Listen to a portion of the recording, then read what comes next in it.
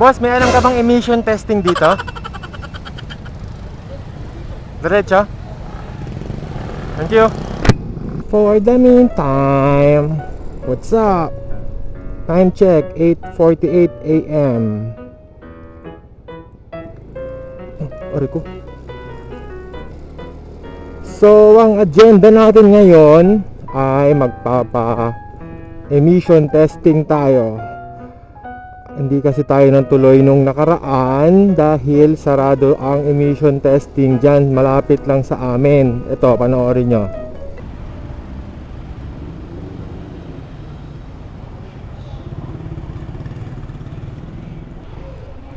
Bossing, saan pa ba may emission? Saan pa ba may emission? May idea ka ba? Ganoon sir, sarado rin po pagka dito sa Pasig. Kasi ang LTO po ng Pasig, sarado po. Ah, ganun. So, 4 na araw na. Oh. Sige sir, thank you. Shit, speed. Yun nga, sarado nga kasi nga daw. Base sa page ng LTO Pasig, ano ba to? Nililinis nila yung office, disinfection, ba tawag doon?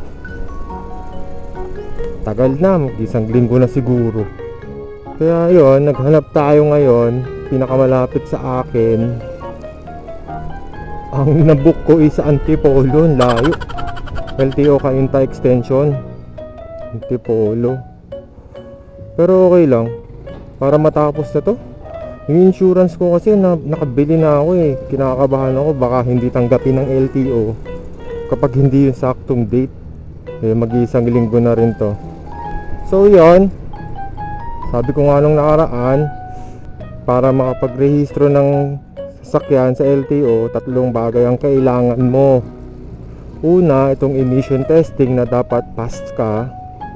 Pangalawa, TPL insurance na yun nga, nabibili online. Pwede ka nang bumili online kasi usually sa LTO mismo na mga insurance companies dun eh, ang sinila ni 600, 700 TPL, tama ba? Dito mura lang, 250, tama ba? O, 250 plus 100 para sa processing fee. Pero not bad, okay na, same lang naman sila ng coverage. Mabibili ito sa online. Pangalan nila is Carrehistro. Yan, carrehistro.com. Meron silang Facebook page. Pwede kayong bumili doon. Pwede kayong bumili doon, tapos on the spot, pagkabayad nyo, nagbayad ako through GCash. Tapos once na validate nila yung payment mo, i-print mo na lang yung papel. Yun na, okay na, may ka na, may insurance ka na. At least, di ba, medyo nakamura. Accredited naman sila ng LTO kasi last year sa kanila din ako kumuha. Ang lugar ko pala is sa Pasig. So dito sa Pasig merong malapit sa amin na emission testing, Sandoval Avenue.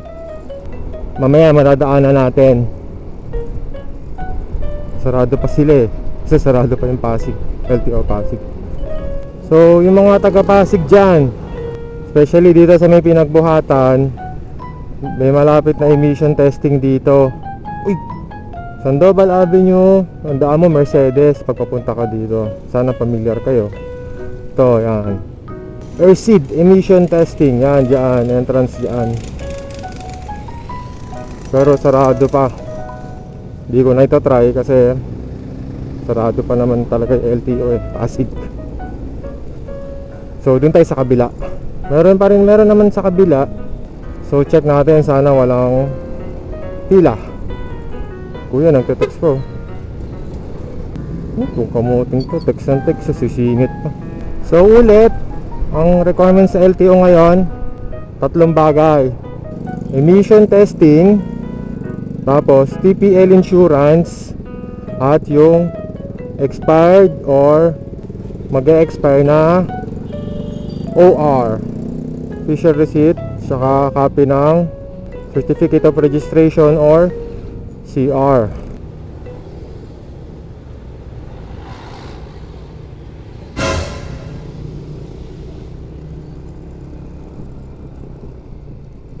Naku, masarado.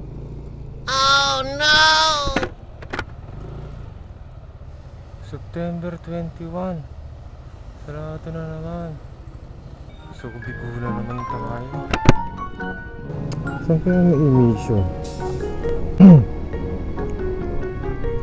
So, yun. Maghahanap tayo ngayon ng iba pang emission center. Baka sa Cainta na tayo maghanap. Sarado rin kasi yung sub bad trip.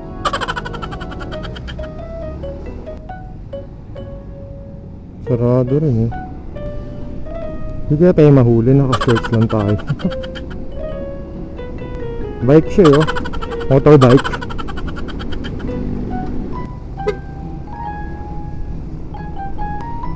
Libutin natin ang Cainta.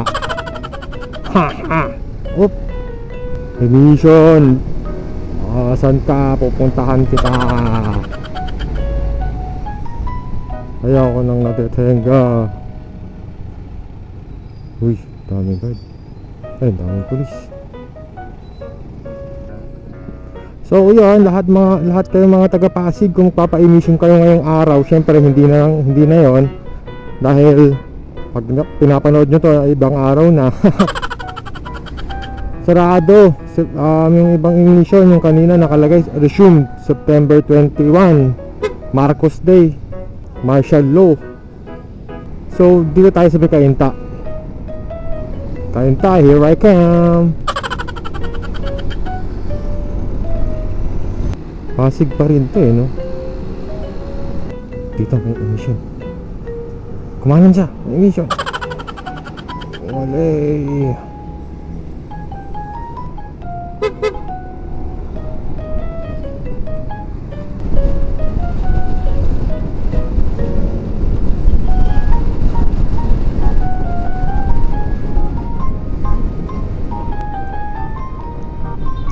Walang emission sa Cainta.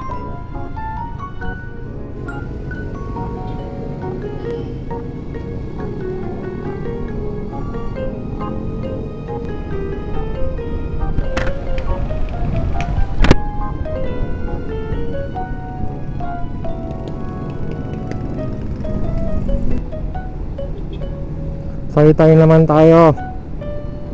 Saytay, nako. Saytay na ako, saytay.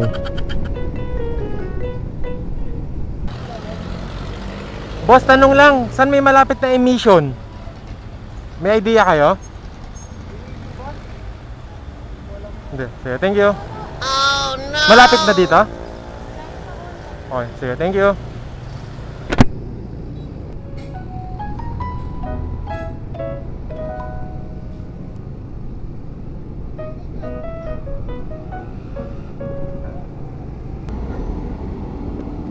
Boss, may alam ka bang emission testing dito? Diretso? Thank you.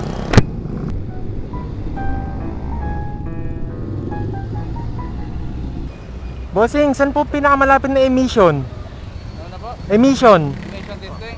Meron po dito. Malapit na po? Opo, yung dati pong LTO. Saka na pa. Dito lang sa side na to, diretso lang po. Thank you. Ay, ang layo ko na guys. Pangono in the house, yo. Malapit na daw eh. Dating LTO. Saan yun? Oh. Ito.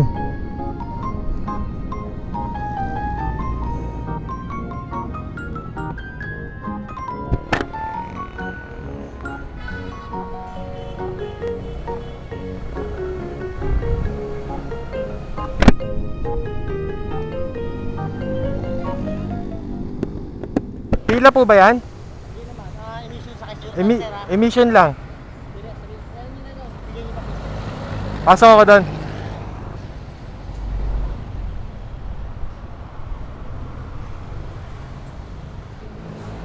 Dito na tayo.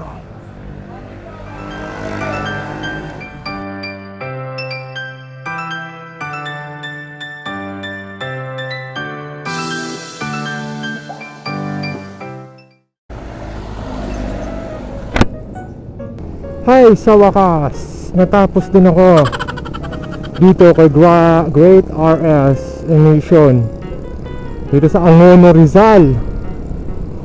From Pasig, Cainta, Taytay. Siyempre, Angono. Ang layo ng nilakbay natin mga sir. Pero okay lang. Bala ko sanang dumiretso na rin sa LTO LTO Taytay, kaya lang may appointment ako sa dentista ngayon. So baka bukas na lang. Tagahan ko na lang. Wala nagastos natin is 450. Nagastos na natin so far is 450 plus 350, 800 pesos. Insurance at saka itong emission testing. Total of 800 pesos. So bukas na lang. Bukas punta tayo ng LTO para magparehistro na. Tapos tingnan natin kung magkano ang aabutin. Tapos yung total lahat, as in lahat. Syempre hindi kasama ang gasolina tsaka pagkain, bukod pa yon kasi sa bahay tayo kakain. Ayun SM Angono. Woo! Layo. Alas 11, 18 na pala, 11:18. So di ko alam kung anong oras tayo pumunta kanina sa LTO. So ito na, papunta na ako sa amin. Nadaanan natin yung LTO Taytay. Check natin kung matao. Sa emission, actually depende talaga sa emission center yung tagal tsaka sa dami ng tao. Overall madali lang naman, hindi na kailangan ng ibang tao para magkasikaso. Kung talagang wala ka namang ginagawa, hindi ka sobrang busy tao, kaya mo naman. Pero kung wala kang oras tapos tinatamad ka, pagawa mo sa iba. Basta hawak niya lang yung papeles. Ang kailangan pala sa emission center ay yung ano ba tawag dito? Xerox copy ng ORCR mo, ng official receipt tsaka ng certificate of registration. Kailangan yon, importante yon. Tapos tatanong ka nila kung may insurance ka na ba. Syempre ako meron na. Hindi ka naman nire-require na sa kanila ka kumuha, pero maraming insurance company doon kanina. Hindi ko na lang na-picturean So, pwede ka naman doon. Kaya lang, yun nga yung sa presyo lang magkakatalo So ako, online, para wala nang hassle. Ang hassle mo lang doon is yung pagpiprint. Kailangan mo ng printer, yun lang. The rest is history. So, ewan ko kung nasa na tayo. Ewan ko kung anong tawag nila dito sa lugar na to, pero maliwalas, ay hindi medyo madumi. Ingay mo, Brad. Uy! Orange meaning bawal mag-overtake.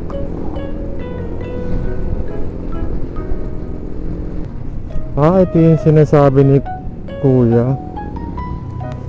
Kakaliwa. Ito, kakaliwa tayo.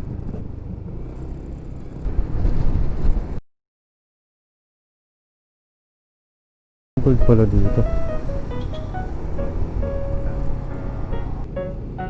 Traffic lang dito magdadalawang isip kung pumunta. So yun, malapit na to sa amin. Sana may natutunan. Balik ulit bukas sa LTO.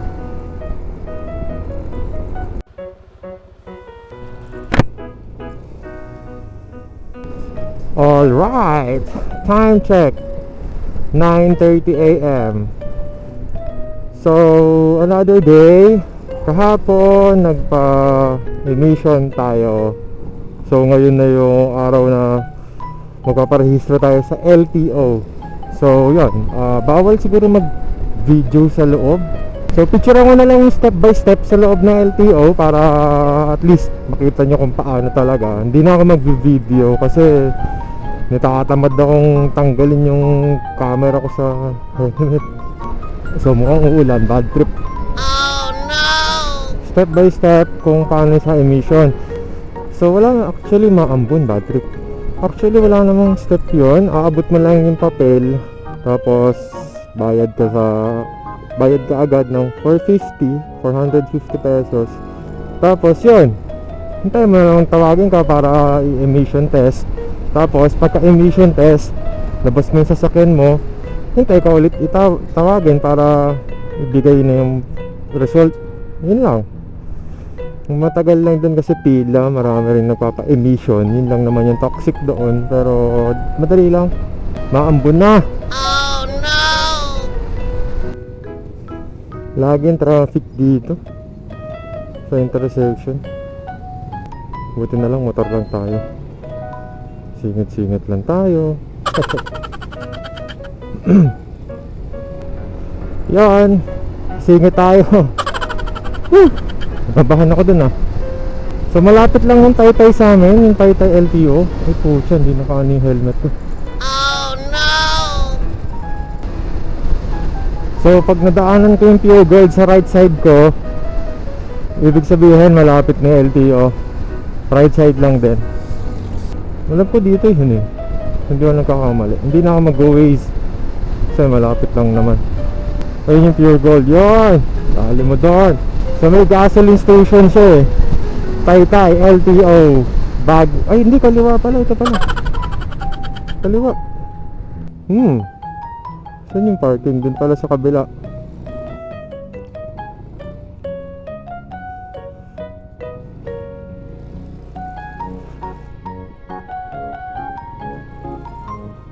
So ito na guys, time check 9:39. Oh, diba? Ang bilis. LTO Taytay Rizal Extension Office. So, yun. Picturean ko na lang guys.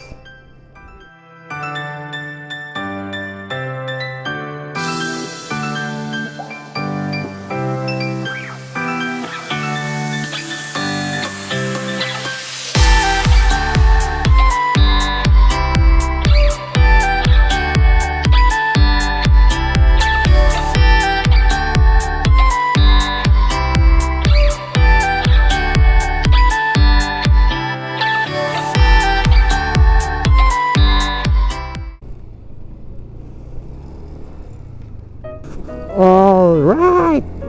Tapos agad tayo. Walang tao, tapos tayo. Grabe ang bilis. As in walang tao, dalawa lang ata kami. Masaya to. Ang bilis lang. So yun, step 1, pumasok muna ako. Step 1 sa window 1. Sinabit ko lahat, tapos sabi nga, stencil muna. Binigyan nila ako ng form. Tapos pagkabigay ng form, labas ulit ako, nagpa-stencil. Yun, in-stencil naman, pasado. Kasi alam nyo, all stock lahat ng pyesa ng motor ko eh. And then, step 2, bumalik ulit ako sa window 1. Tapos abangos na lang. Abang na lang ako. Hanggang window 6 kasi yun eh. Yung window 6, yung cashier. So, yun. Pagkabayad ko, 546 pesos lang. So, ang total kong nagastos is 450 para sa emission, 350 para sa insurance, tapos, yun, 546 para sa rehistro. So, time check, 10:14. Mabilis lang. Wala talagang tao guys. As in wala. Kulang na lang nila dun emission eh, pero next week daw. So, September 16 ngayon, tama ba? Next week, sabi pero ewan ko. Pero sulit, walang tao. Wow! Counter flowing 101. Counter flowing 101. Woo! Walang tao, ang saya. Tapos agad ako. So, yung mga taga-Pasig dyan, no? Taga-South, kaya dito, Taytay, mga pare. Bilis lang. So ito na ako, malapit na ako sa bahay oh. Sulit ang lakad.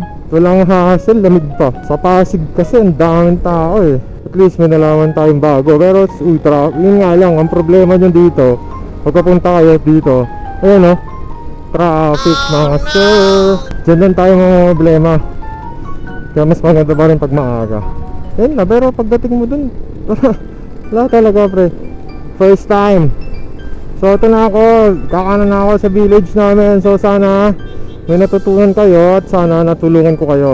Yun lang naman ang gusto ko eh, diba? So paano yan guys, ingat kayo. Stay safe and God bless. Bye bye.